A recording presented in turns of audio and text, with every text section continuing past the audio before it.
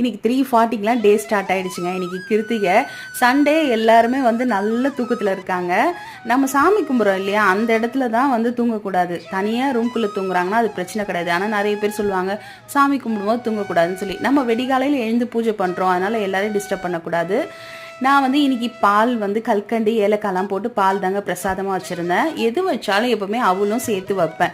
அண்ணன் வந்து தானம் பண்ணுங்க அப்படின்னு சொல்லுவாங்க. அதாவது சாப்பாடு யாருக்காவது வாங்கி கொடுத்தா புண்ணியம் சொல்லுவாங்கள்ல, அதே மாதிரி அவளும் நம்ம சாமிக்கிட்ட வச்சுட்டு அது வந்து காக்கா குருவிக்கு நம்ம போடும்போது அண்ணன் எவ்வளோ தானம் பண்ணால் புண்ணியம் கிடைக்குமோ அந்த அளவுக்கு கிடைக்கும். இந்த செம்பருத்தி செடி வாங்கியிருந்தேன் நான், அது உங்ககிட்ட சொல்லியிருந்தேன். அந்த பூ பூத்தா காமிக்கிறேன் அப்படின்னு சொல்லியிருந்தேன். நான் 5 மணிக்கெலாம் சாமி கும்பிட்டு வேல்மாரெல்லாம் படிச்சுட்டேன். இது பூக்கவே இல்லைங்க. ஒரு 7 மணி போல் தான் நல்லா பூத்துச்சு. உங்ககிட்ட காட்டணுன்றதுக்காக பறித்து அதையே சாமி கிட்ட வச்சுட்டு இன்னைக்கு 21வது நாள் பிரம்ம முகூர்த்த பூஜை நல்லபடியாக முடிஞ்சு.